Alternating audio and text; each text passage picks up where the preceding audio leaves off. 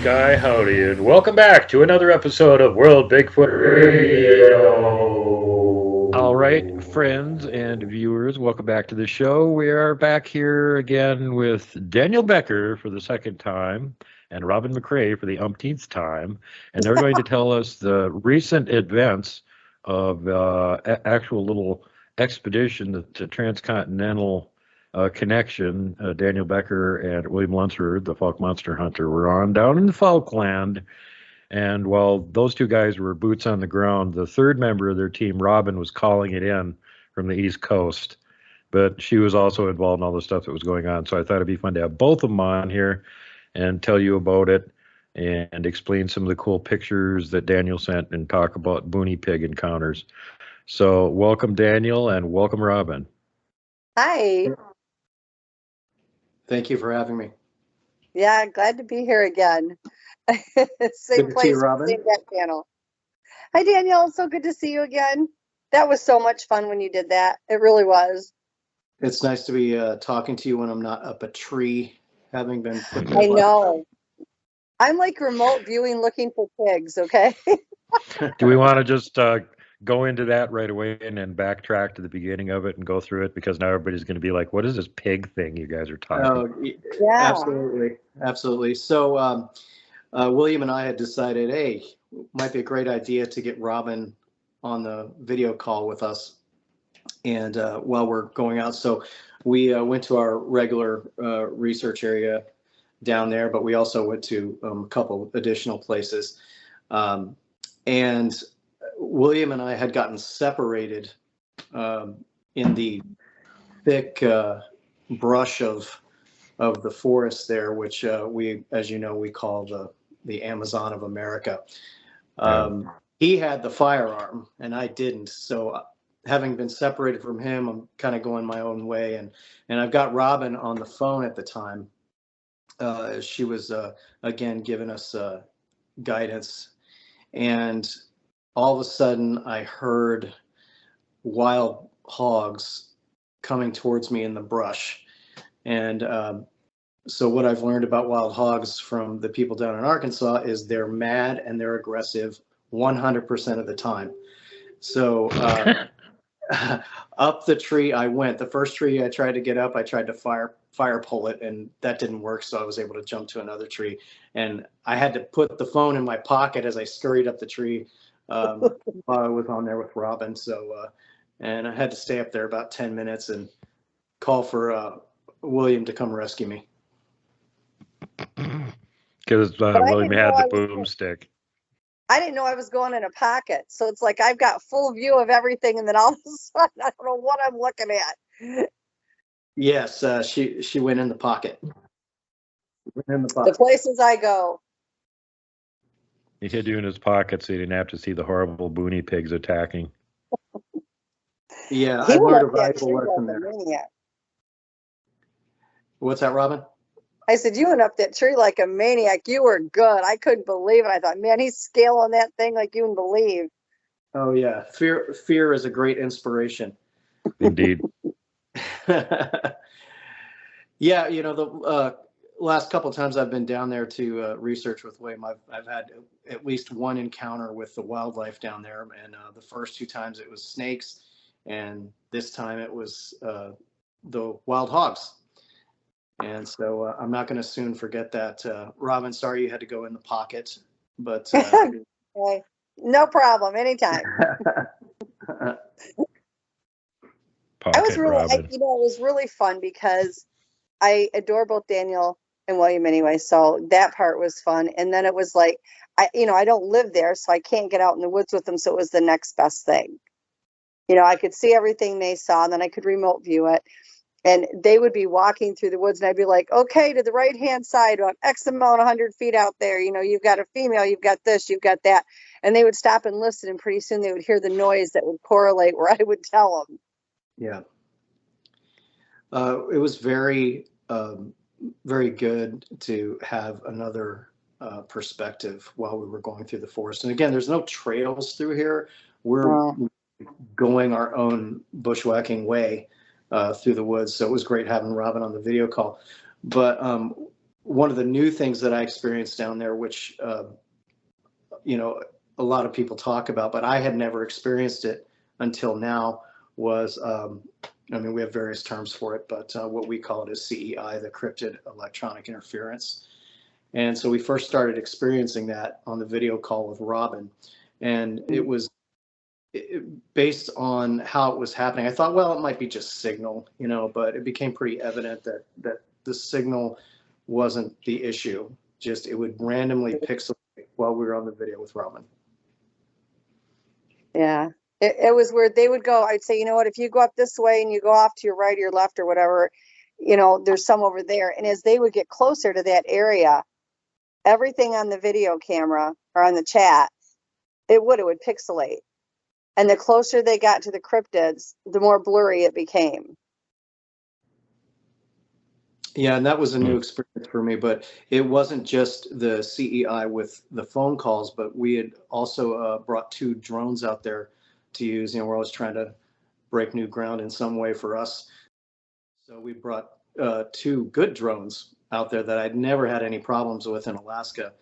But there in that area, both drones started giving me problems as far as recording video and taking pictures. I managed to get a couple, but most of the video and most of the photos that I took from the air did not come out. And I really have no explanation for that. Well, I've certainly experienced it before. We've had a lot of electronic interference with different people's gear while we've been up there doing research in my area. And I like to, you know, most dramatic example that I have, 2 of them. One of them is when my files on my video camera skipped 3. The numbers weren't even there. They're just gone. Never to appear again. And then Robin saw the other one that Eric got, where we had one trying to duck and hide behind a tree, and me and Robin and Blaine were all looking at it going, what's that blue thing in the background? And then the next day we looked at the video and it wasn't there anymore. The other night, in fact, I had told you about how crazy it's been here the last 3 or 4 nights. Like, it's been off the charts here. It's just an insane asylum, and the inmates are running wildly around outside. And yesterday, Pat and I went out on the front porch and took photos from across the driveway into the tree farm across the street. And we kept getting all these crazy, crazy things. And they would be on the camera in a photograph for about 3 seconds, and then it was eliminated. And I had gotten this thing. It honestly looked like you would expect to see like a Mothman without feet is what it looked like over there. And when you would look across the woods, you couldn't see it with your naked eye. But as soon as you would look at the picture, you could see it. And I was like, told Patty, I said, this is so cool, but what is this crazy thing? It really looks like Mothman. I mean, that's one of the few things we don't normally have here. And I went to go show him, the picture was gone. It was completely gone, swiped off my phone, just not even there anymore. Well, you did manage to actually get one picture past him and send it to me. And assuming by the time I edit this show, I still have a copy of it, I'll put it up here. Yeah, it was pretty cool. We had been sitting here, and for the last week, every night the dogs have gone absolutely bonkers. Like crazier than normal when they're around. And we went outside. Pat went out first and got pictures, and he got, now I have to send it over to you, Duke, this one figure. It looks like a gigantic black Bigfoot, and it's the whole shadow of it standing there. And we were looking at that, and he has this other picture that looks like a box with a door in it. And he's like, what in the world is that? There's nothing over there like it. So I went outside to get another picture of it. I saw it with my eyes, but then I went to go take the picture, and it wouldn't show up. But I took a bunch of random photos of the entire woods over there, and so did Pat, and he got some pictures of him peeking out around trees. And I got this one, and I could feel the energy in the picture until I enlarged the picture. I'm like, oh my God, you can see the eyes, the lips, the nose. You know, I need to send it somewhere where I can have him like enhance the color on that and keep the background lighter so it's easier to see. But it's just incredible. I was surprised he was there. Like, I could feel he was there. And then I actually got him. So I had to right away send it over to Duke and like, hey, look what I got. Look what I got out of my front porch. I get these all the time. I got several people that are like, oh, I got another picture today. Send it over to me. Blaine Tyler, that's another one. Hey, I got some more pictures today. I'm like, yeah. You guys really make it look way too easy. So getting back to Daniel, how long exactly ago was this that you guys were doing your little mini expedition down there? This was last month. Okay, so only last month, so middle of the winter, and conditions where you live and I live are absolutely abominable, and you're not doing any field research and camping. But of course, you're down in the south where they don't know what winter is, so you can get out there all the time. So how many times did you guys actually get to go out while you were down there? I would say probably about 5 or 6. We did a lot more this time than were able to do on the previous trip. It was, throwing Robin back into it, it was fantastic having her perspective this time. We're always trying to do something new, and we thought, let's get Robin on the video call so she can see what we're seeing real time, and she can tell us, kind of be our radar about what's up ahead of us and what sort of cryptid activity is going on in the area. And so that was awesome to experience, and she was very, very helpful. I know, I can vouch for that. The one research area I have that we can actually get a phone signal at. So we can call Robin. It's very helpful until they yell at her and go, call those guys up, find out what's going on. One of them's got a gun, and they start freaking out. And then I get a call from her going, hey, they're freaking out. And I'm yelling at my guys, which one of you jerks has a gun? Yeah. And they're right there listening to it, while I'm yelling at them. Yes, the firearm came up while we were going through there, and Robin was able to communicate their concerns regarding the firearm. Yeah. The thing is once they realize it, it's not after them. I mean, they're going to be nervous about it anyway. But if you have to take a firearm in, and like with Daniel, they had to. I mean, the area where they're at, yeah, absolutely. They not only got boonie pigs and stuff down there to worry about, there's other cryptids down there to worry about. Exactly. And there were other cryptids out there. I think there was a dogman out there that day, if I remember correctly. But he was just kind of like not really paying attention to anything going on. He could have cared less. But when you go out there, they're going to know you have it anyway. They absolutely know it. But if you go and you voice it to them and say, hey, I'm bringing it, and you're telling them about it up front, it just kind of solidifies that you're being truthful. They know your intent anyway. They already have scanned you. They already know it's there. But then when you verbally, whether it's through mind speak or verbalize it, and you're upfront about it, it just gives them a little bit better peace of mind, I think. Because I know a lot of people that have to, for safety's sake, take a gun out with them. And I always tell everybody, tell them you're bringing it. Be upfront about it. And it seems to go much better. And I think they relaxed a lot better.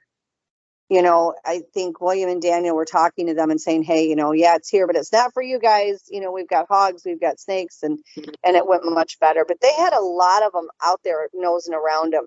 There was a female with children, and she never got really, really close.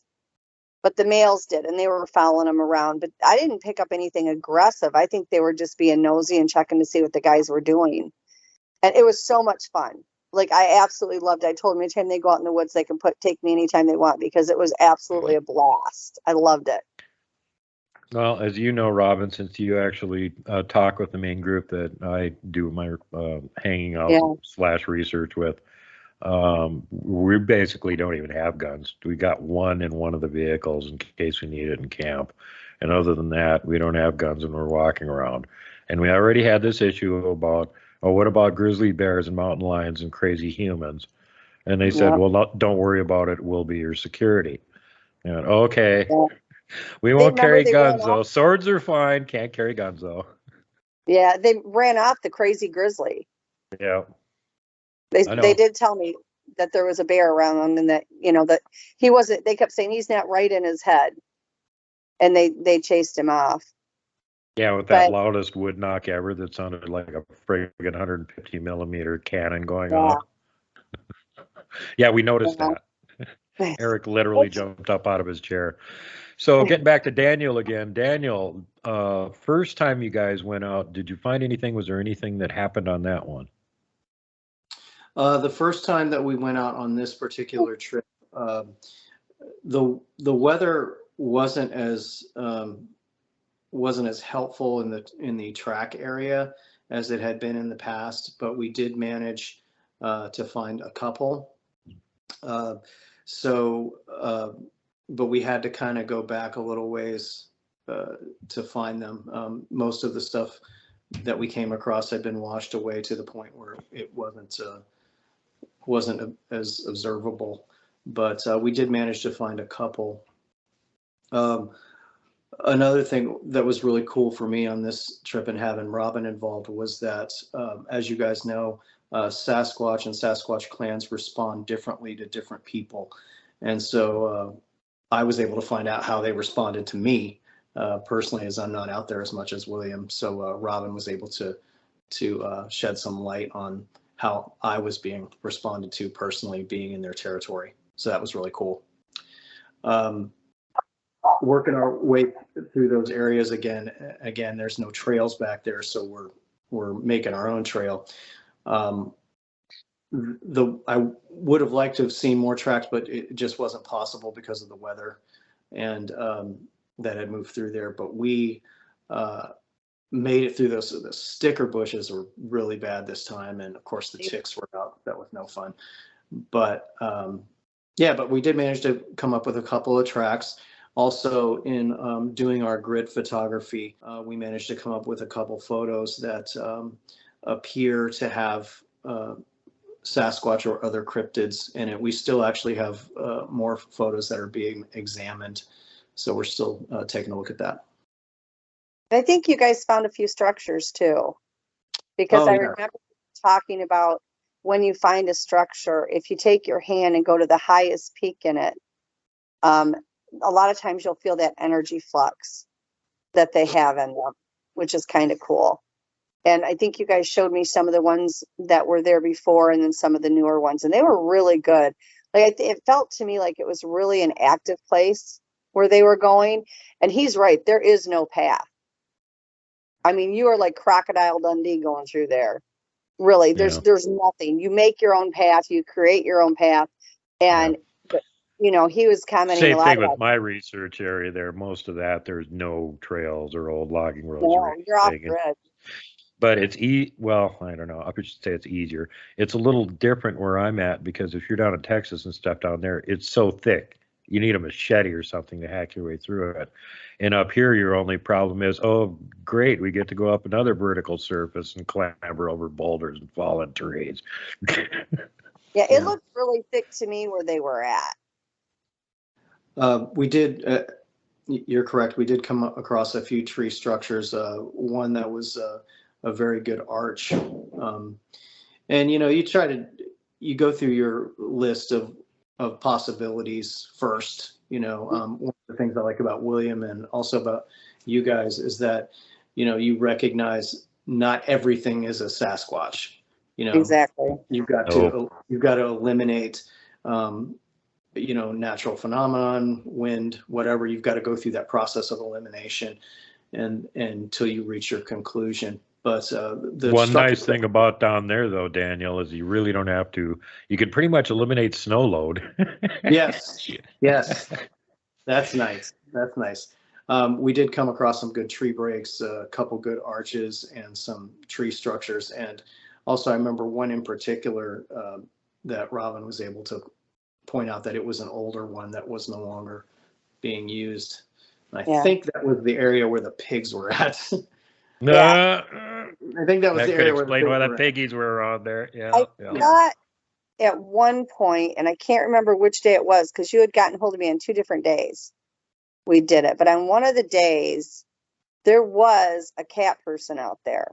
I don't remember which one it was, because I just remember commenting that, you know, we'll see if it comes closer, and it didn't. It kind of went off and veered off the other way. But there's a lot out there. I mean, there is no way that it's just a Sasquatch area. Like, there is everything out there. Robin, have you done a general read or overview on that area to check into that? Because it seems to me like there has to be a portal or something there with all the activity. Yeah, I mean, that whole area is supercharged with energy. And I think at one point when we were talking, I don't know if I was talking to William or Daniel at that point, and we talked about there being a portal out there. You know, I mean, it was just really crazy. You've got, in the amount of different energies which was really cool because then that, that kind of solidifies that you've got more than just a Sasquatch out there. I mean, it is definitely a hot area. And they were, as the guys were walking, and at one point they had, separated, and I was on the video call with Daniel. So I went with Daniel, but, Daniel and I. Left poor William all out there by himself with nothing but his boomstick. I know, and they were like coming in and watching the guys. So it was kind of comical because it's like the guys were looking for them while the Sasquatch were looking for the guys. And at one point we were like, William, you might want to come back because you're walking straight head on into where it goes. One of the things that Robin said that I remember distinctly, due to my dislike of snakes, was one of the Sasquatch told her there was a rattlesnake not far away from us. And I was like, all right, where's the snake? But snake, not a fan. Yeah, and the one thing I did notice out there, they really enjoyed William and Daniel. And he's absolutely right where he was able to find out, I think, a little bit more about how they were with him, because Daniel has this very calming presence about him. And they love that. It's like it keeps them calm because they read off your feelings anyway. So if you're like high strung and hyper, that's what you're getting back. And Daniel's very calm when he's out there. And they like that. And William's the same way. I think they actually enjoyed that interaction. I think they were cautious about them at first, like, okay, who is this and what are they doing? But they immediately, it was very calm. I mean, I never felt like there was any anger. I never picked up that there was any stress off of them. It was just a really nice experience because everybody was well behaved. It would have been nice if they would have come a little bit closer, but they were definitely shadowing the guys wherever they went. So at least, the general crew that hangs around there, they don't have any hostile intentions toward William. No. Any of these no. guys. Yeah. And they like the Snicker bars. Oh yes, the Snicker bars. Yeah. Yeah. The prime motivator of all Sasquatch. They love Snickers. Yeah. They absolutely love it. This time I got to put the Snickers on the tree. Ooh. Yeah. All right, I'm moving up in the world. I got to put the Right on. So when they pick them Snickers up, to be like, this one smells like Daniel's fingers. Yeah. One of the another interesting thing that happened to us is when we were leaving, when we had just come out of the woods, in the middle of the road there was a large rock that had been ingrained with the road service, a large one, but this rock was pulled out of the dirt and set up, and it wasn't like that when we went in there because we would have driven right over it. Right. And again, you have to go through your process of elimination of what could possibly be. But again, when you've eliminated everything, you come up with the outcome, which in that case, some type of cryptid pulled that rock up, and there was nobody out there. I mean, this is the middle of a weekday, no cars. I mean, we would have heard you coming a mile away, even when we were back in the woods. It's that kind of place. So seeing that rock pulled up and knowing that they were moving so close to us and we had no idea, that was pretty cool. Well, and I believe Daniel sent me a photo of that. And when he did, when I blew it up, you could see a partial footprint because I sent it back to him and I circled it. And I'm like, look it, it really was them. You could feel it. Of course, there's always that residual energy from everything they touch anyway. So that was, I was able to find that. But he's right. And you could tell that it had been freshly moved. That was not something that had happened at a later date and the dirt had settled around it. It was fresh. And then, like I said, I saw the partial footprint on it. So that was kind of cool. But they got shadowed everywhere they went.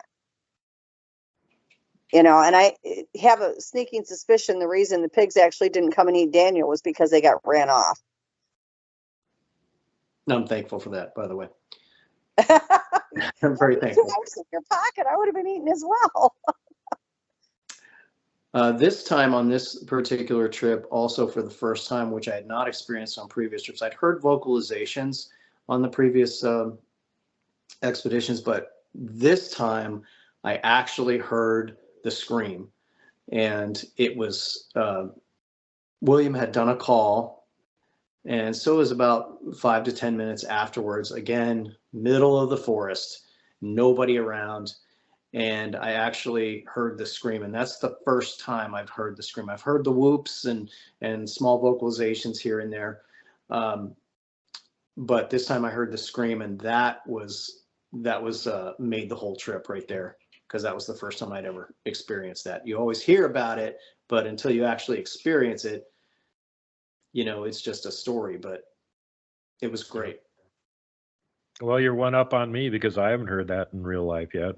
I've heard all kinds of other vocalizations, but I've never heard that. I haven't heard the roar and I haven't heard the scream, because generally I guess the areas I do research in, they're just not that vocal. It didn't sound aggressive at all. It was not an aggressive call. We could tell from it was in a different section of the forest, but it wasn't aggressive at all. We have a certain area that goes behind my house. Like if you go straight back behind the house and then off to the right, there's an area back there. And there's a huge pond that covers that whole area behind there as well. And they go back there. And every now and then we'll hear them yelling at each other, but it's always from the same area. You hear them. It's like, I don't know if that's where they have their parties at or what, other than my front yard. But we get the calls there. And once in a great while, we'll get them coming off the front. But they're not as, you know, they're not real loud. When I was in Michigan, they were really vocal. I would go out there and I'd say, okay, guys, I'm putting, you know, snacks out or whatever. And you could hear them miles away, just a screaming. And then it was like freight trains running through the woods. It was crazy.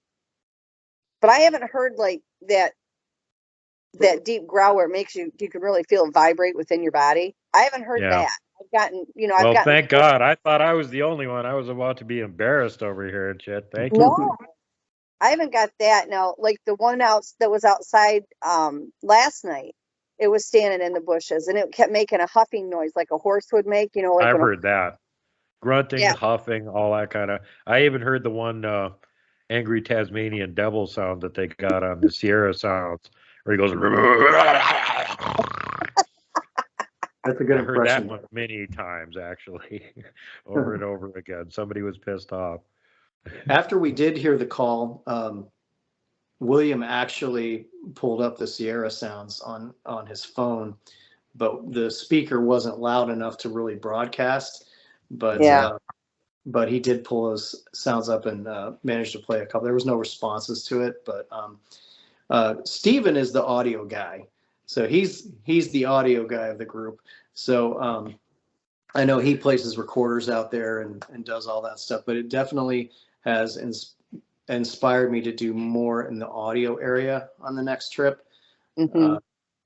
And I know there's different stories about, you know, playing the Sierra Sounds out in the woods and possibly risking an aggressive response. Blaine Tyler did that. He definitely got responses from it. More recently, the Sierra Sounds man himself, Ron Moorhead, was on that weird TV show in Port Chatham. Right. And they invited him to come up there, play the Sierra Sounds, and his agreement was, I will do that, but I will be leaving right afterwards. You don't know what you're saying to another one. And Ron's vote, I've yet to see anybody that can tap the Sierra Sounds. I mean, they're just that incredible. Yep. Well, they spent a lot of time out there getting those recordings and stuff too. That wasn't all like one night or anything. A lot of effort going out there over and over and over and over again. Yep.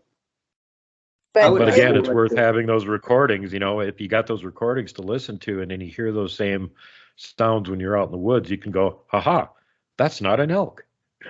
I've heard this sound before.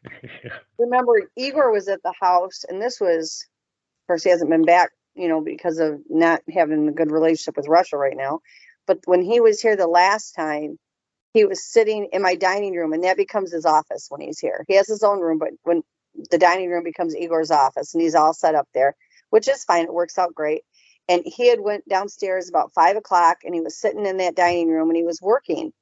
And my house, because we're in South Carolina and you get hurricanes, is built like 4 or 5 feet off the ground.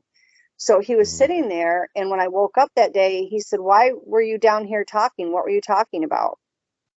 But I didn't see you. I just heard you talking outside the window. What were you doing outside? I said, "When was this?" And he's like, 5 o'clock in the morning. I said, "You do know who you're talking to, right?" This girl is not up at 5 o'clock in the morning. This girl's going to bed about 5 o'clock in the morning, but I'm not up at 5 o'clock in the morning. And he said, "You were outside the window talking, but you were talking really fast. I couldn't understand what you said." And I said, "Because it wasn't me. The Foots had been out there sitting." And the whole time he was hearing him chit chat. They did that to me in Michigan. And I had this little bush, which is now they've killed off. It sits right next to my porch. And my porch is also built up off the ground. And I went by the window where that bush is at, and they put a finger in the window screen and pulled the window screen back so they can tap on the glass window. But they sat down on that bush. They leveled that bush. There's like nothing left of it now.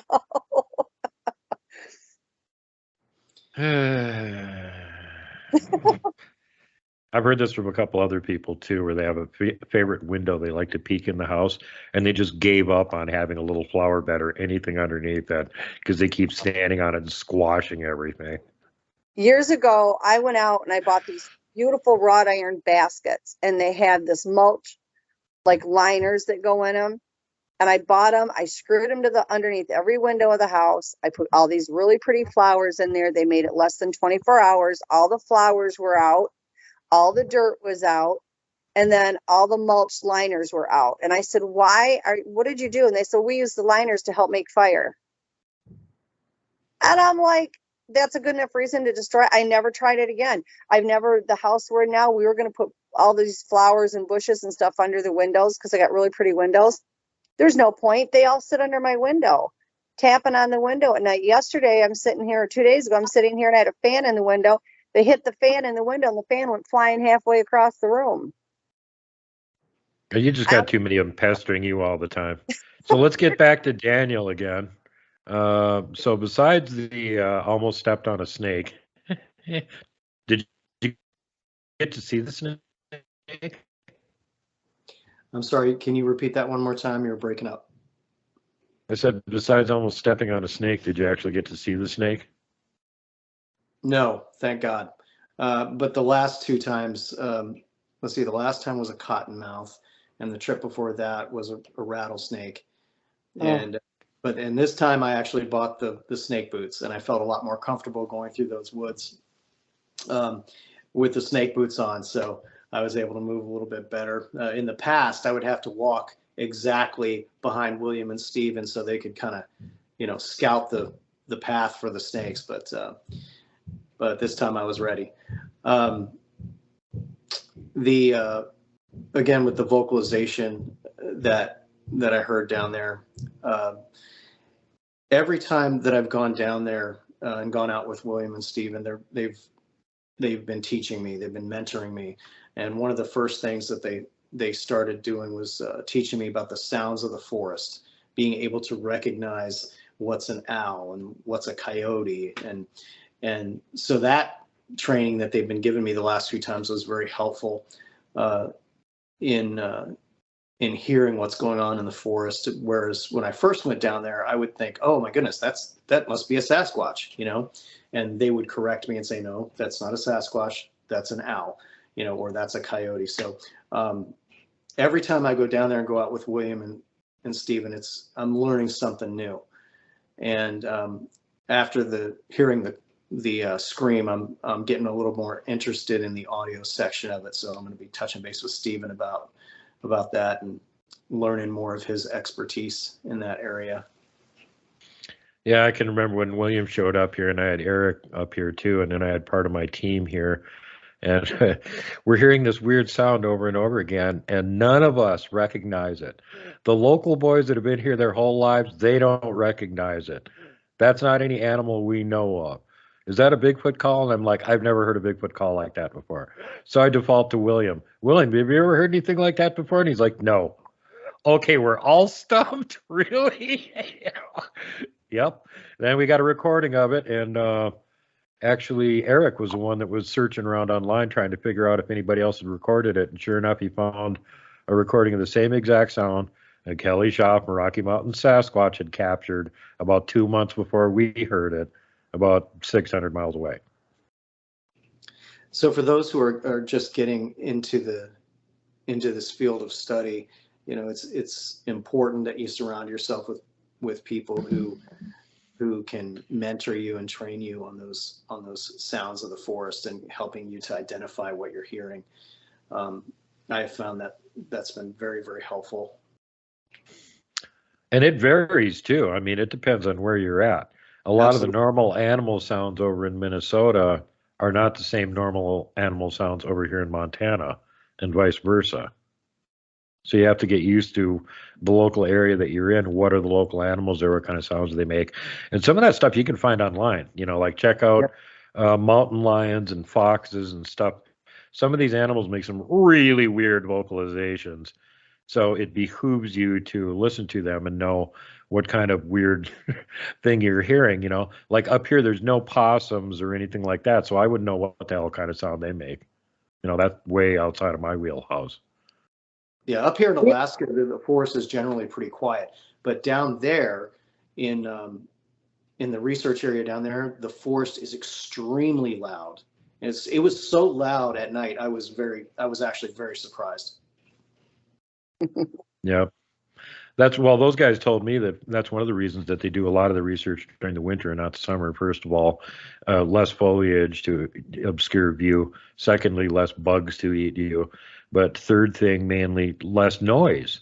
It's not as much noise going on in the winter because there's less bugs and whatnot. So you actually might be able to hear something. And during the summer, it's almost impossible. Well, I tell you, I give the guys credit because I was watching what they were walking through. And like the sticker bushes, you know, and poor Daniel, he was just getting bombarded with these picker bushes. No matter where he went, yeah, he was getting just attacked by him. It was unbelievable. Talk about devotion. These guys were going through this stuff, and I'm like, it was so thick to be able to get there. And William, I need a machete next time. Yeah. Or a broadsword. That's what we always carry. Yeah. Works on everything. Universal giant machete. But it was really dense. Like the footage that I was seeing on my end, it was really dense. Anything could come up on you and you wouldn't even know it. You know, I mean, of course it's wintertime, so you don't have as much foliage from it, but there is a lot of brush. Yeah. I always, go back to the uniqueness of this research area. And, you know, as Robin mentioned, charged is the only word that I can think to describe this area. And I mean, as we've said before, you know, you walk 5 feet in there and you vanish. And I am convinced that any cryptid could be back there hiding. And I'm fascinated by the thought of what else could be back there in addition to Sasquatch. We know there's dogmen back there, but there are others. Yeah, there are others possibly as well. Yeah, I know that I picked up at least one cat person, and it was definitely feline energy. It was definitely a cryptid, definitely good size, you know. But the energy that's there, it's such, I guess, for lack of a better term, a melting pot of all of these different energies from the cryptids. And I think there's probably ETs that are in and out of there as well, but there's definitely multiple portals in there. And I think we had talked about at one point too, that it would not surprise me if you have like a vortex through there, because that vortex brings in an awful lot of different energies as well. I mean, the place is just unbelievable. Yeah, I'm going to do a little bit more deep dive into that area and try to research some of the history of it and see what I can uncover. Sasquatch research, often it's more than just being out in the woods. It's also researching as the areas that you're exploring, you know. Yeah. Sometimes there's more reasons that they're there other than the obvious ones: cover, food, shelter, water. Yeah, find out the ley lines, find out the history, find out, you know, what Native American tribes were on that land. all that stuff has a lot to do with what goes on in present day. Like they've taken me out and had me go to different areas where they wanted me to cleanse the land or whatever, because there was, black magic was done there, especially in Indiana. There was all these pockets in Indiana where I had to go to clean the land because the cryptids were uncomfortable on there because of the dark magic that was done on it before. So it's always good. I agree with Daniel 100%. It's always good to go and, do your homework on the area that you're working in. And Robin is Sasquatch Ajax. They bring her in when they need a cleanser for an area. Yep. Yeah. Whether I want to go or not, I'm going. I don't usually tell them no. So what was the what was the scariest points while you were down there on your 5 outings, or maybe I should say which one was the best one of the 5? It's hard to rank them. The previous trip where we managed to get the photograph of the one in the trees where the face is at, that was pretty exciting. But every time that I've been out with William and Stephen, again, it's continuous learning. It's continuous learning the techniques and of. I remember when I was on last time, we talked about the 5 T's: the tracks, trails, trees, time, and technology. And so every time I go out with them, I'm learning something new about those aspects of research. But that trip where we got that photo of the face, that's pretty definitive. That's probably the high marker for me. And then this trip where I actually got to hear the loud vocalization. I've heard the whoops, I've heard the clicks, the tree knocks, heard that stuff. But when you actually hear one yell, basically, your whole paradigm changes. Mm-hmm. Yeah, they can be really loud. The closest thing to one of those howls or anything like that I've heard was when Keith Crabtree was up here with me in September, and there was that one going off on the other side of the valley chasing that guy out. He's 3 miles away, and you can hear him going, whoa, whoa, whoa, whoa, just freaking. Like, oh my God, he's really pissed. Here comes a guy racing down the road in his truck as fast as he can to get out of there. Some of the photographs that our game cameras have picked up in that area, some of them are just pretty bizarre. And honestly, I was a little concerned that we might encounter some aggressive ones just based on the photos that I was seeing. So that really made me feel a lot more at ease to have Robin involved, kind of being the radar and getting the lay of the land in real time as we were moving through there. And again, we ran into that CEI, that crypto electronic interference, several times during those calls with her, where it would just automatically pixelate in a certain area, then it would die down, and then it would start pixelating again.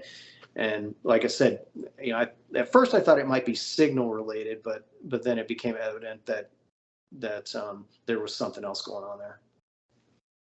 Yeah, I got a big kick out of that too, because it would be like I would know they were coming from a different way, and the guys would walk that direction, and then all of a sudden everything would just pixelate. You get that strong energy interference from it, whether they're doing it or whether it just is what's radiating, and it does it. It messes with it a lot. 2015, I was just up the hill from where I'm sitting right now in Patty Canyon, walking around with my camera, and I'm doing this slow pan around. And I showed the video to Bigfoot in Germany, Robert Boston, and he just starts laughing, and he goes, I don't know how damn many of them you had there, but you could tell what's going on. Every time the camera starts to go across one, it goes out of focus. Mm-hmm. And then the camera fights to go back into focus again. And then you bring it about that far, and it goes out of focus because there's another one there. And the camera goes out of focus, and then it fights to go back into focus again. And, so it's like, who knows how the hell many were there. But it was hilarious watching the video, because after he pointed it out, I went back and looked at it, and I'm like, he's right. Because it's all the same field of view. It's all the same distance. There's no reason for the camera to refocus. And I'm slowly panning, but all, goes out of focus, goes back in again, goes out of focus, goes back. I went outside in the backyard last night and tried to get photos. And I took them on the side. We have trees and brush up and down and frames the whole property. And I did it on the one side. It was perfectly fine, crystal clear photos. And every time I would pan to the back in this one spot, it was look like I would go looking through a smoky haze. I could go 4 feet over, it's crystal clear. I'd get back over that, and it was the same thing. And we eventually found a shadow. It looked like a side view of one sticking out from around the tree. But they mess with it. I think it's Abe Del Rio over there at Minnesota Bigfoot that pointed that out in one of his videos a couple of years ago. There was a nice clear field of view and picture and everything. Everything's in focus, except for one little spot. It's all blurry. And he's like, that's where the Bigfoot's sitting right there. This is what you look for in your pictures. If everything else is in focus and one little area isn't, something's making it so that you can't focus on that spot. They alter the pixels. Mm-hmm. However they do it. A lot of other people have noticed it and pointed it out. Yeah. So getting back to Daniel again, now that it sounds like pretty much the scariest thing that happened to you was getting assaulted by those miserable combat war pigs. And you didn't have too much trouble with the Bigfoot or anything. No, not too much trouble with the Bigfoot, and that was very welcomed. Again, based on the photographs that our game cameras had captured in the past, and some were Sasquatch, but others we just had no explanation for what they could be, so I was concerned about maybe and some aggressive entanglements out there, but was pleasantly surprised that wasn't the case, and Robin was extremely helpful in clearing the path for us, because if there had been one that was aggressive around, she would have told us instantly, and we could have retreated. So for the next adventure down there, I'm going to try to talk William and Steven into doing an overnight out there, so we can get an all-night outing and see what kind of audio we can pick up and have a little bit more opportunity to patrol that area at night. Mm-hmm. Yeah, I don't know if I'd wander around in it very much at night. Set up camp and just kind of stay there with your audio recorder might be the best plan. I'd be worried about the snakes. Yeah, I'm not sure I'll venture far out there, but I would like to go farther back into that area, deeper than we've gone in the past, and do some new food stuff and set some audio.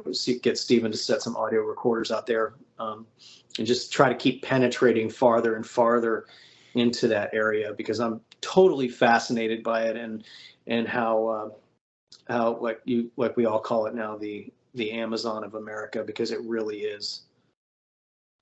Well, I want to go with you guys this time too. That was fun. I could do it. I didn't have to worry about snakes because I was like on the video, so that worked out really well. If something scary comes along, he just puts you in his pocket and you're all good. Actually, that's a good plan, Daniel, the idea of trying to get out there deeper and everything. If obviously there's limits to how far you can hike in a day and get back before dark. Right. But if you're going to go out there and make a camp, that facilitates you being able to get way further out there and then back to camp by dark. Well, I can guarantee you, if Robin is not there in person, she will be there on the video call, because I'm not going to venture that far in without having a lookout. Well, I think when you had first started going out is when I noticed the women and the kids were over on one side. So like if you were going to go out there and camp or go deeper, as long as you stayed away from the women and the kids, I think you'd be okay.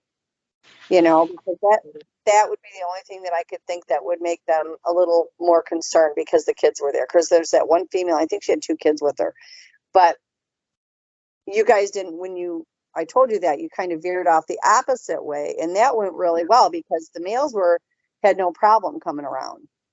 And I think they got quite close. You guys could hear them in the brush. Well, there's another thing too. If you go in there and camp, you can first of all verbally tell them when you're there, "Hey, we're going to come in and actually camp this time, guys.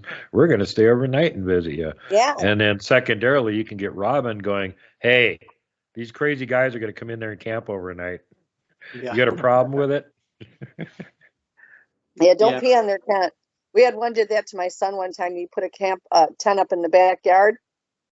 And it was like it was like 6 feet away from the house. It wasn't like it was, out in no man's land. And he was out there and one of them came up and peed on the tent.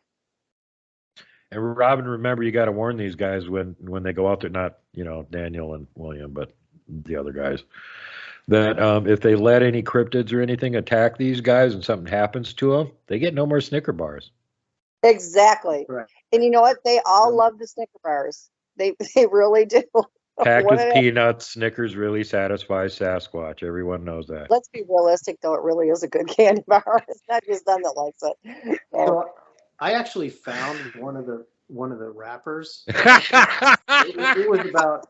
It was about 25, 30 yards away from the tree where William and Stephen put them. And I actually found one of the wrappers. I actually took a picture of it too. And the reason I took a picture of it was because the wrapper wasn't mangled or anything. It was actually opened. Uh-huh. And so, I expect, something's gotta have hands to do that.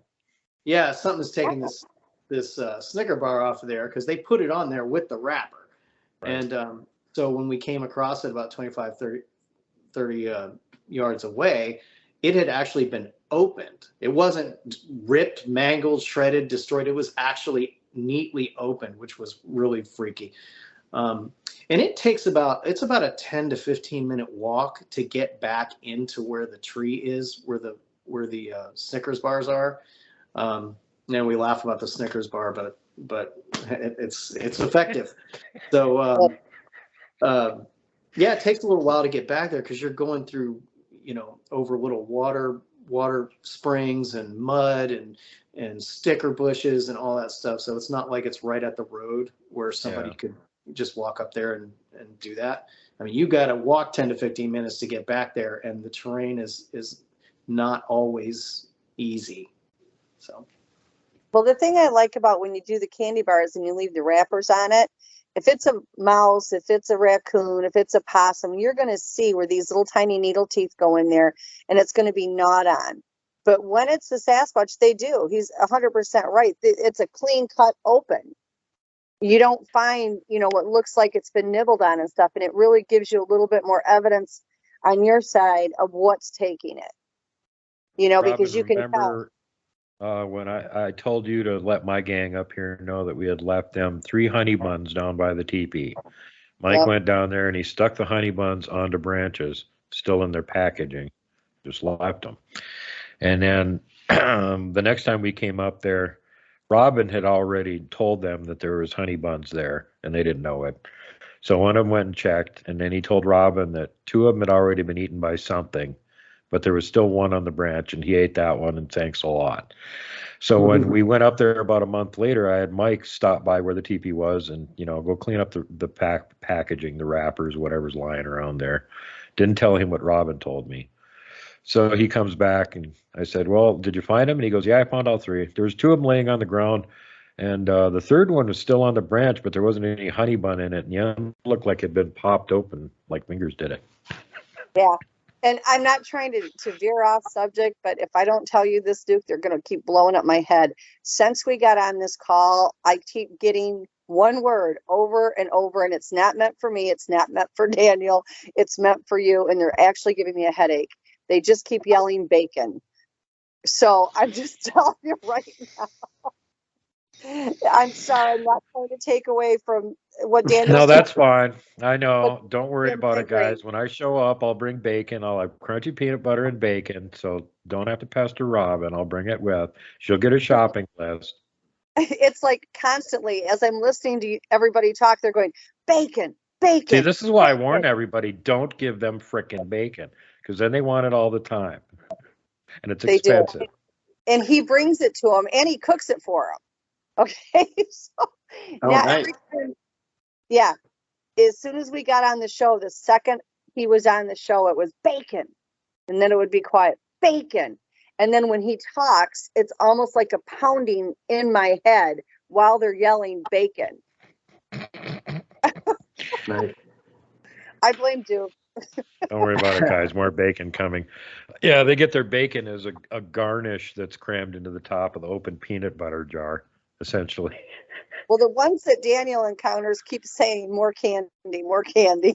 More candy. Yeah, so you're going to have to bring a lot of Snickers next time because they were loving it. Yeah, just keep this in mind, Daniel. They're one of their favorite motivations is food. Is it good food? Can I get more of it? How can I get the humans to bring me more of this good food? Well, apparently in Daniel's case, now that they've gotten that from him and they found out like it's not a trap, they want some for the kids now too. So they're going to allow the kids to have them next time when he takes it. Yeah, I was actually able to put the candy bars on the tree this time. William's like, oh, it's that nail that's over there on that tree. So go put that over there. So I actually got to do it this time. But I'm going to try to talk William and Stephen into doing more food stuff farther back into those woods, experimenting with different types of food and jarred foods especially, but as well as the candy. So I'm going to try to talk them into doing maybe some gifting site and also some different food stuff that's farther and deeper into that area. Well, I will say this, they are starting to get it into their brains that when you do that, you're not trapping them. Because, a lot of people will. It's like a trap. And so that's why they're so leery. But they are getting less and less fearful of anything you guys gift. So that's really good. Can you blame them for being, circumspect about dealing with humans? No. We're not very damn trustworthy. No, our people are awful to them. We want to kill them. We don't understand. So, I don't blame them. And then, you've got their families are there too. But that's really kind of high praise from them saying that they are going to allow the children to have some of the candy next time. Because that's a huge thing. They don't do that. I think when I was putting the food out and stuff, it took a long time before they would let the kids have any of it. And there was a little one that had a bagel one day, was eating it, and I pulled in the driveway. I didn't know they were out there eating it. And they ate up by the house because they would come up to the house up all the time. And I pulled in, and this baby was sitting there eating a bagel, and he jumped up and he threw the bagel at the truck and hit the windshield of the truck with the bagel and then ran off. I scared him. I wasn't trying to scare him. I didn't know he was out. So that's really good that they're getting comfortable enough with you guys. And they really did like the energy off of Daniel and William both. But I mean, they don't see Daniel as much as per se, like William, but they like his energy. His energy is very calming. It's inquisitive, but it's calming, and they like that. Another thing I was on the lookout for in that area was obviously living in Alaska. I've become pretty much an expert at spotting signs of bears because bears are everywhere up here. Number one hazard. I was on red alert looking for any type of bear sign in that area. But I didn't see any. I didn't see any bear scat. I didn't see any bear tracks. I know that they're there in that area, but I was happy to not come across any bear sign. Well, I think too, if they've got their kids there, they're going to run those bears off. They're not going to want them, with the kids. Yeah. I know when Sunny was here camping with me, that was her main concern. She's from up there where you are, Daniel, in Alaska. And that the whole time she was just like not liking the idea of camping because bears. And she's used to the 1,500-pound bears that are going to eat you kind of thing. Mm-hmm. And after about a day and a half, she really calmed down, and she was kind of out of nowhere and went, "There aren't any bears around here, are there?" And I went, "No. Have you seen a bear track?" And she went, "No." And I said, "How many Bigfoot tracks have you seen?" And she said, "A couple dozen." Oh, I get it. Okay. Yeah. I'm what they call paranoid. I guess that's the term we use for it up here. Also, what they say up here in Alaska is don't get treadwelled. Yeah. You know what I'm talking about? The bear Timothy. Guy. Yeah. Timothy Treadwell. And they said, "Oh, Becker, don't get treadwelled." So it was nice to not see any any bear sign, direct bear sign in that area that we were researching. You don't have to be in Alaska to be paranoid of bears. One of them tried to kill me twice when I was a kid. And he was huge. He finally got creamed by a state patrolman on his way to a high-speed, got a call, got to get there, doing like 70, came around a long winding curve, nailed the bear, killed him. 720 pounds. Wow. Yeah. And again, it was such a pleasure to have Robin joining us on these expeditions down there that we went on. And I'm sure if there had been a bear in the area, she would have, caught it right away. So I would have been out of there. I'm sorry, William, I love you, but I would have ran. Well, it was a pleasure, and I mean that sincerely, to do that with you guys, because I loved it. Had so much fun, and of course I love you guys to begin with, you know that, but it was an honor. It really was, to be able to get out there with you guys, see what you guys are actually seeing, and be able to kind of remote view the area and pick up the energies off the area. It was definitely a thrill. And we've got some big stuff coming up for you two. Yes. In April. What? Where? The Nebraska Bigfoot Conference. Oh, yeah, that thing. Yeah. We need you to come. It's going to be Duke's going to be there, and William's going to be there. Steven's going to be there. I'm going to be there. Chrissy Sci-Fi is going to be there. Like, we got to get you there. Rich Soul's going to be there. Blaine frickin' Tyler is going to be there. Yeah, Blaine's coming. Blaine will be speaking next year, but he's going to come and help this year and be able to meet with the people and let anybody talk to him that wants to. So he'll be on site with us.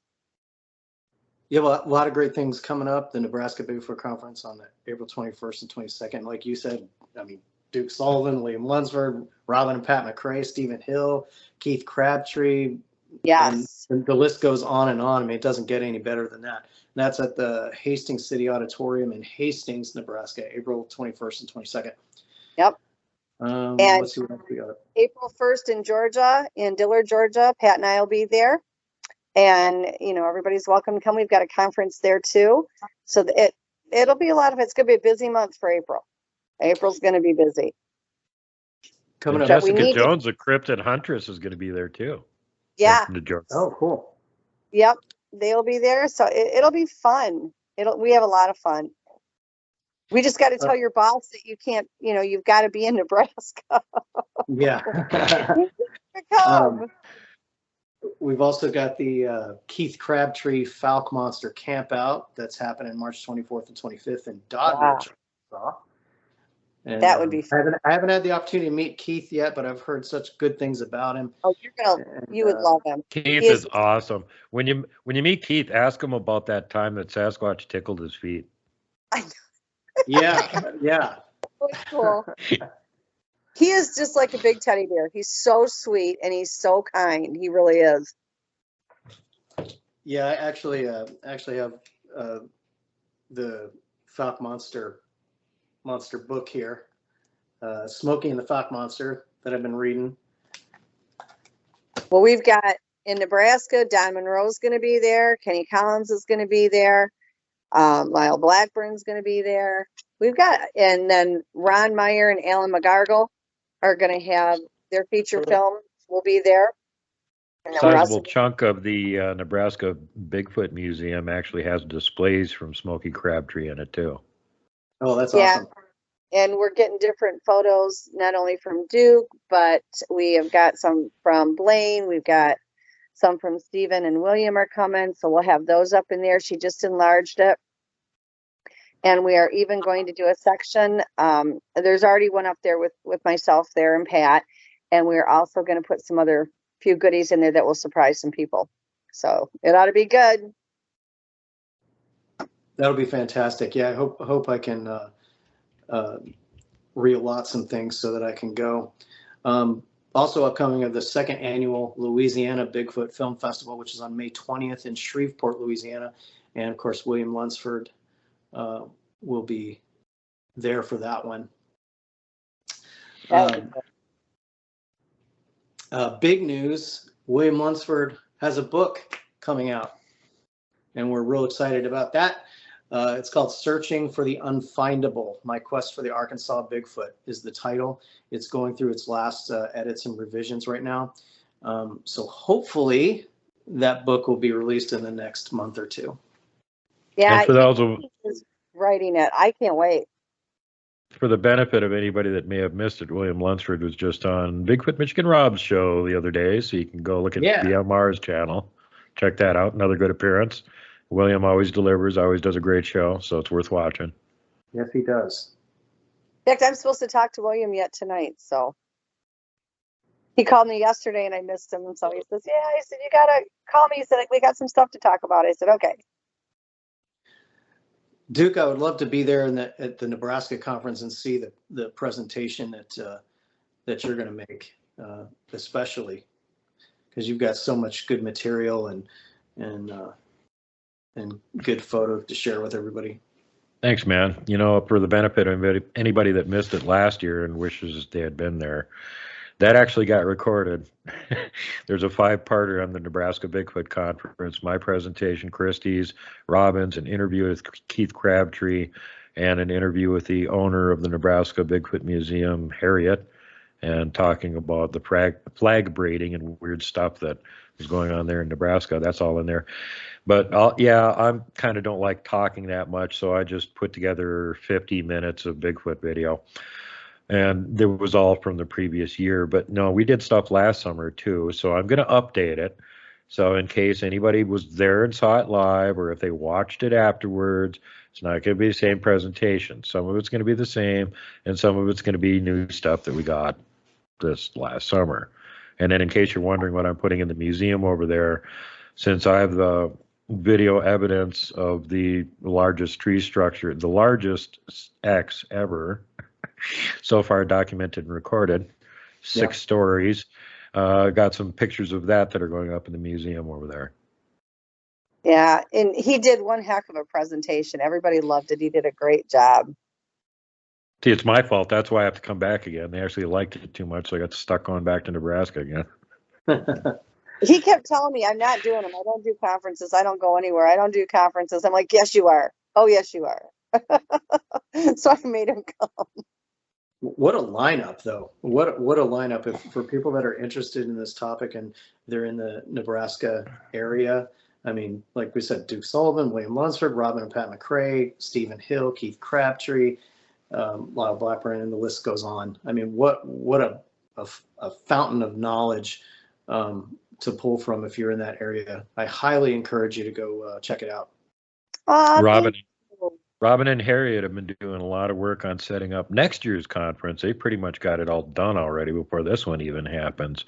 Yeah, and I've helped them a little bit with it, but they've got such luminaries as Blaine Tyler, and probably what will be his first appearance in the lower 48 at a Bigfoot conference, Robert Kreider from Kreider Explorations, Sibylla Irwin, and who else have we got? Rich Soul, the Soul Man of Sasquatching. Richard Soul, the guy that was just on my show recently doing a show about Bigfoot eye glow, is also going to be there. So again, it's going to be totally awesome next year. So you guys, maybe make plans to be showing up at the Nebraska Bigfoot Conference every year. Yeah, it gets bigger and better every year. So we're really excited. We've been working hard on it, and like I said, everybody's already booked for next year, and we are 3/4 of the way done with the prep for next year. It's just been, why not do both while we're doing one? So yeah. Last year we had Ron Moorhead there too, and again, he's always awesome live. These conferences are so important for this field of study, being able to get together with other like-minded people, and more importantly, being able to learn from them and take stuff back to the field. Yeah, and the thing is, and I say this all the time, none of us are experts. If people think they're an expert, they need to start over again, because there are no experts in this. There's no, textbook that you can study, or anything like that. It's all a learning curve, and everybody pulls together to learn. I mean, you have to. It doesn't matter if you've had 1,000 experiences or if you found one footprint. It's every bit as valuable as that person with 1,000 experiences, because we learn together. That's the only way this will work. Mm-hmm. Yeah, and there's poobahs and there's grand poobahs. There's no experts, but there's poobahs and grand poobahs, and I'm grand poobah. Robin's grand poobah. I just, like I said, I learned just as much from people. I work with a lot of people all the time, and I learned so much just from them and their encounters. It just adds to all the pieces in the puzzle. It really does. Yep. So it's like we all need to work as a collective, which is what the forest people teach us. Work as a collective to learn about all of it. Actually, I'm envious of Daniel because he gets to start out at a period of time in history where there's actually a bunch of people on the scene that do know what the hell's going on. Most of them are communicating with each other, and most of them are willing to actually share information. When I got started in it, there was no public networking. Nobody believed there was such a thing. Nobody was talking about it, and there was no information other than if you wanted to read a book by, so one of the old guys, Ivan Sanderson or something like that. Other than that, it was like there just wasn't any information out there. And the computer age started really helping with that because then people could actually communicate with each other more rapidly. But other than that, before that, it was even like if you knew somebody that was into Bigfoot, how are you going to communicate with them? You're either on the phone or you're sending them letters. Yeah. Yeah. And see, for me, I just thought I was a freak show because it started when I was little, and I was like Duke said, the computer then wasn't out, and it was like, there's got to be other people out there. I can't be the only one out here with all this going on. But how do you meet them? How do you find them? How do you communicate with them? I was by myself in all of it. Once the computers hit, it made it a little bit easier. I probably still would have been by myself, except that the one person in the Bigfoot world that I did talk to, he had told Igor birth stuff about me. And so that was how, he found out about me. And then he put me on Facebook, and I was like, wow, look at all these people. And then I still stayed somewhat quiet till I met Duke. And then Duke said, oh no, here you are, front and center. Yeah, I shoved her out on stage. Get over there and get famous. Yeah. I've been very fortunate. I'm sorry, go ahead. No, you're fine. I've been very fortunate in this field to surround myself with people that are a lot more smarter than I am, and also people that there's just in the Bigfoot community. We've all seen that there's a lot of nasty backbite, a lot of viciousness that's just completely uncalled for. So for anybody that's new into the field, surround yourself with people that are going to lift you up, and lift others up. Don't surround yourself with vultures, surround yourself with eagles. Yeah. And when you're dealing with people with an ego, it's time to quit, because in this field, you can't have an ego. You just can't. None of us are irreplaceable. There's always going to be somebody else that's going to come in and will have information. And if you ever get to the point where you don't think you can learn anything from everybody else out there, then you shouldn't be in this anymore. It takes all of us to learn, and nobody is above learning. And like Daniel said, I agree with him 100%. You want to surround yourself with people that want to lift you up, that want to help you learn, and you can learn from them. I've learned so much from people that think they have nothing to offer as far as to teach anybody, but just I learned because of the experiences they had. It's a tremendous thing, and there's room for everybody in it. Yep. Tend to agree with you. I've been doing this for 45 years now, and I would have to say in the last 10 years for sure, I've doubled the amount that I knew about Sasquatch and other cryptids. And at this point, it's like practically every day, get some new piece of information or something else that matches up with something that I've heard before. And that's one of the things where you start getting a chance to see all these reports with all the teeny little details. You start noticing patterns of these little things that, somebody that has a one-time only sighting thinks the detail is completely inconsequential and unimportant, but they mention it still. And then somebody who's heard 1,000 reports goes, well, that's the 50th time that detail's come up. There's a pattern going on there. Yeah. And we're going to be learning even more about more cryptids. Melba Ketchum's got her new project out, the Cryptid Genome Project. And so that's already been started. and will continue to grow as well. I need to talk to Melba about that. I might be able to hook you up. Too. That would be great. And Duke, being the host of a show, you know, you've seen the good, the bad, and the ugly of the Bigfoot. So it's, you know, shows like yours play an important role in helping others just as well as getting mentored in the field. Thanks, man. You know, I'm not one of those shows that goes for who's the biggest name in Bigfoot and got to get them on my show. That's not the way I operate. I'm looking for who has the best information and evidence. I want them on my show. And if they're not already famous and popular after they've been on my show 2 or 3 times, everybody knows who the hell they are. So they're a long way toward famous and popular at that point. But, you know, there's some really well-named people in the Bigfoot world that frankly, I could easily get them on my show, but I'm not interested. I'm getting people on my show that, you know, I got Richard Doty on my show. How the hell did I do that? He's not even a Bigfoot guy, you know. And also that it's, you know, in the Bigfoot community, it's important that people be respectful of other people's beliefs on the phenomenon, because, you know, the question often comes up, what is Bigfoot? You know, and people get real militant about some of their responses to that. But the truth is, none of us really know. And just because it hasn't happened to you, just because you haven't had that experience, does not mean that it should be discounted or it doesn't exist. Exactly. And I always tell everybody, you know, there's such a big fight between, is it flesh and blood? Is it paranormal? Is it multidimensional? Newsflash, it's all of it. But what I tell everybody is not everybody is ready to accept that at one time. You know, you've got to let people come to it in their own time, in their own terms. And yeah, you get a lot of division in the public as far as who believes what. But as long as you can be respectful, it's okay. You know, yeah, you can't. Ultimately, it's their choice what they want to do with it. I mean, if you want to be in that crowd that says that Bigfoot is a big ape running around the woods, and I'm dumber than a big ape because I can't find one, that's up to you. Go ahead and be part of that crowd. If you want to watch Never Finding Bigfoot and believe that that's real and that they know anything, go ahead, waste your time. And then there'll be the other shows out there that actually have real researchers on them that actually show the evidence, and you can watch one of those if you want.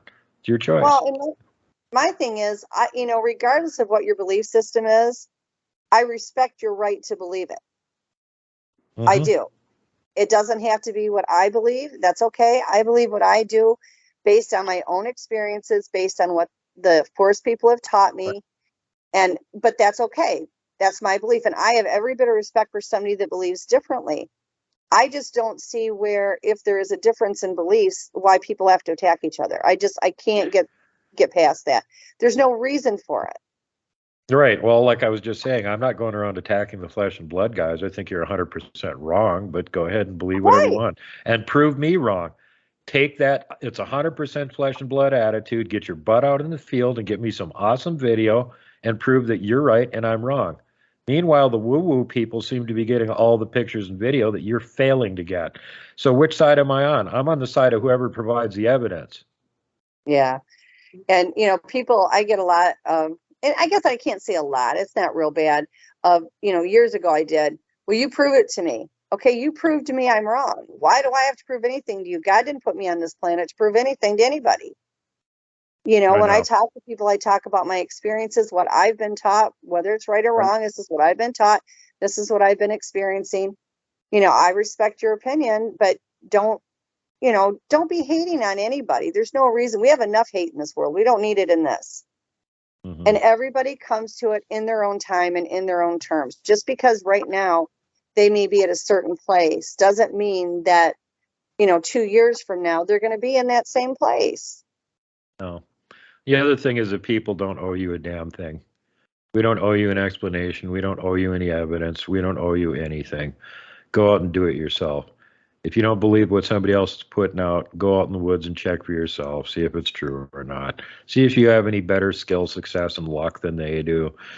Tell them that they're tell them that their blob squatch is a piece of crap. Fine, let's see your better picture. Until then, maybe shut the hell up. Well, I know the other day, Igor had put some pictures up and people were attacking him. And I just went on there and I said, listen, unless you have something to show, you're not involved in this. Like, if you don't have any, and the person didn't have any experiences, he didn't have any photos. And I think it's perfectly fine to question things. There's nothing unhealthy about that. But you can question someone's finding without being vile, without being hateful. And I think that's what it comes down to, a mutual respect. You don't have to agree. Well, getting back to what I was starting in before, I had somebody show up on my channel a few years ago and leave a comment on one of the videos. Okay, convince me that Bigfoot is real. And my reply was, I don't care what you believe. My show isn't here to convince you that Bigfoot is real. It's to show the evidence for it for people that are actually interested in looking at it. If you want to be convinced, that's fine. If you don't want to believe it, I don't care.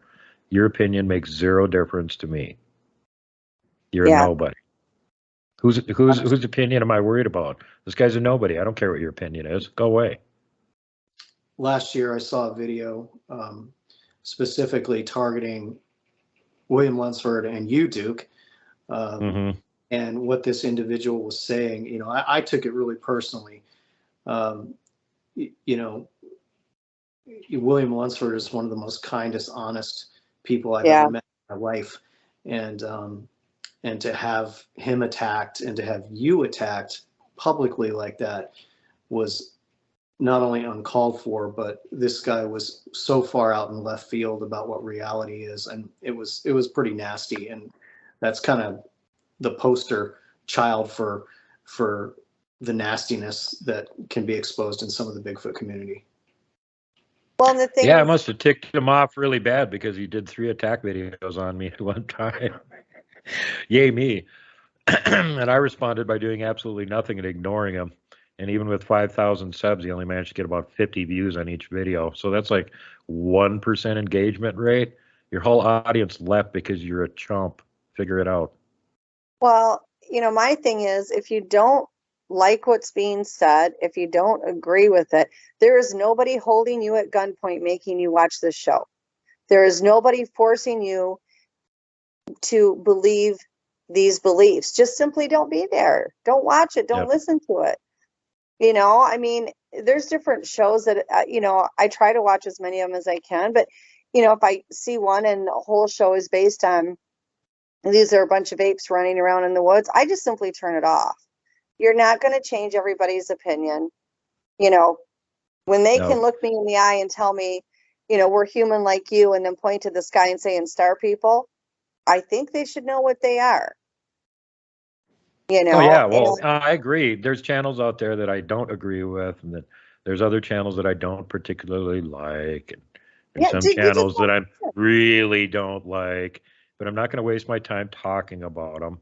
I'm not going to waste my time going and putting nasty comments on their channel, because who cares? Get a life. Yeah, well, the thing is so you go on there and then you're going to sit there and argue with people? Why would you disrespect that person and their channel? They have every bit of a right to have that channel and their beliefs as the rest of us. Yep. I just don't do it. I don't agree with it, but that doesn't mean you have to show up and offer your opinion. Again, this comes back to the younger generation that all think that for some reason we owe them explanations and that their opinions are valid. And the fact of the matter is, your opinion is only as valid as the amount of information you have on the subject that you're offering your opinion on. So if you don't have any information on that subject, maybe you should just shut the hell up. Yeah, I just, I guess I'm one of these weird people that I'm a people person. I like to get along with people. I don't have to always share their beliefs, but I'm not going to be unkind. When people express to you beliefs that you may not necessarily agree with, I've told people, at least be willing to take it under consideration. Even if you don't agree with it, at least be willing, open-minded enough to consider it, before fully rebuking it. Yeah, and the people that come to me and they say certain things, now it may not be my belief system, but I will sit there and think about where they're coming from, why they believe that. Is there something that I'm missing in my beliefs? And at least take a moment to consider the possibility. Sure. And that's a great attitude to have. I think you have to, and it all comes back down to the same thing. How are you going to learn from each other if you don't listen to each other?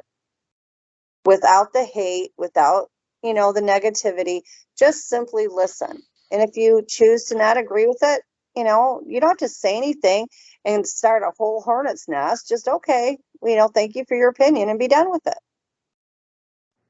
Right.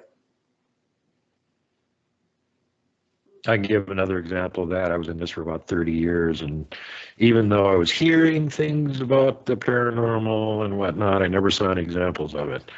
And it's just been in the last 10 years that I've actually started to see examples of that and be in contact with other people that have seen it, possibly even filmed it, and be able to network back and forth with these people. And now it's, well, I 100% believe that there's paranormal going on involved with Bigfoot. 10 years ago, I would have said just the opposite. I haven't seen the evidence for it yet.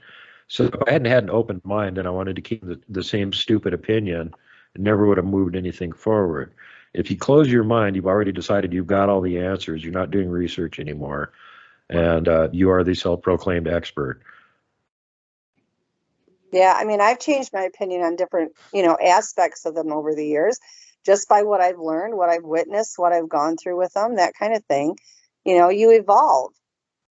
That's why I say, when people say, well, either I don't believe you or I don't think you're right or whatever, I don't get offended as long as they're being kind when they say it. Eventually, when it comes around to them and they can accept these things, and then they will. I mean, everybody's entitled. I may not agree with them, but I respect their right for them to have that. I like hearing people's different viewpoints, because it makes me self-reflect and go, I don't think I've ever considered that before. Yep. Maybe, like you said, maybe there's something I'm missing. But yeah, it's part of the learning process. Yeah. I mean, it's how we learn. We just have to be able to, listen, and then think about what we've heard, and, see if we can relate to it, or if that's something you're going to believe, or if you're not going to believe. But you're not going to do it with hatred. You're not going to do it with anger. You've got to have an open mind, an open heart, and actually listen and quit attacking each other. It's the only way it's going to work. The Bigfoot community is That's right. Yeah, the Bigfoot community is a rowboat and not a cruise ship. We go a lot farther, a lot faster if everybody has an oar. And so exactly, everybody has something to bring to the table. Something that absolutely you can consider. It doesn't matter how much. For a long time, the powers of evil have their little minions messing up everything, and they've got all the oarsmen on one side of the long ship rowing one direction, and the ones on the other side of the long ship rowing the opposite direction. So that was kind of why for a long time I had pretty much nothing to do with the public Bigfoot community, because every so often I would check in and see what was happening and go, nope, same shit show, not getting involved. Right. You see some of the comments on some of the Facebook Sasquatch pages. I mean, assume a lot of these pages where they're not closely moderated, someone will legitimately put a picture up that they got and just want people's opinions, and immediately that person is just eviscerated, and destroyed, to the point where, they wouldn't want to do any more research, just because of people's ugliness. And that's really sad. It is. And 99% of the people that are attacking them have never gotten a picture or had contact. So how would they know anyway? True. And some of those people that are attacking them are actually deep state trolls that are being paid to do that. So with that, we're running way over time, and we're starting to have some bad connection problems here. So I think it's time to end the show. Thank you very much for being on here, Robin, and thank you very much for being on here, Daniel. And of course, I'll be having both of you guys back again in the future, and I'll be seeing Robin here coming up in a month. Daniel could get there. I'll be seeing him coming up in a month too. Oh, I hope so. I'm going to try. All right, you guys. So everybody else, you know what the rules are. Make sure that you follow them. And of course, whatever you do, Do not hug Sure the that you're Wookiees. kind to everyone. Safety first, last, and always. Pay it forward. Don't be mean to people if you don't have to be. Don't flip off the mountain giant. Don't poke Dogman with a stick. Don't punt the puck, would you? And for God's sake, whatever you do not hug the Wookiee.